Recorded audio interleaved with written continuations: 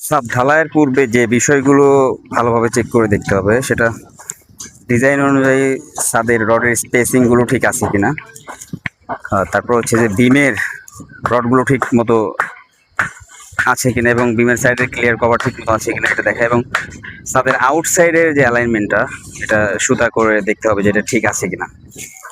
আর বিশেষ করে electric pipe ফিটিংসের সময় খেয়াল করতে হবে যেন পাইপ দুই জালির মাঝখান দিয়ে যায়, নিচের জালির নিচ দিয়ে যেন কোনোভাবে পাইপ না থাকে, এবং বিমের মধ্যে যেন কোনো ইলেকট্রিক ফিটিংসের পাইপ না থাকে, এবং ফ্যানের পয়েন্ট কোথায় কীভাবে আছে, লাইটের পয়েন্ট কোথায় আছে, এসির পয়েন্ট কী, সবগুলো ভালোভাবে খেয়াল করতে হবে।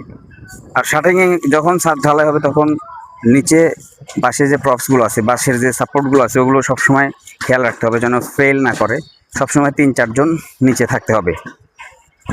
তো এই বিষয়গুলো অবশ্যই খেয়াল করতে হবে ঢালাইয়ের সময়। আরও একটা বিষয় গুরুত্বপূর্ণ, সেটা হলো যে ছাদে যে থিকনেস, কয় ইঞ্চি ছাদ ঢালাই হবে, 5, 5.5 নাকি 6।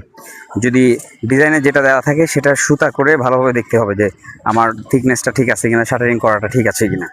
তো এই বিষয়গুলো ঢালাইয়ের আগে খুবই গুরুত্ব সহকারে দেখতে হবে, এবং ব্লকগুলো সঠিকভাবে দেওয়া হয়েছে কিনা, কোথাও রডের জালি শাটারিংয়ের সাথে লেগে আছে কিনা, এই বিষয়গুলো ক্লিয়ার করতে হবে। এবং ঢালাই যেদিন হবে সেদিন সকালে পুরো ছাদ ভালোভাবে পরিষ্কার করে নিতে হবে ঢালাইয়ের পূর্বে।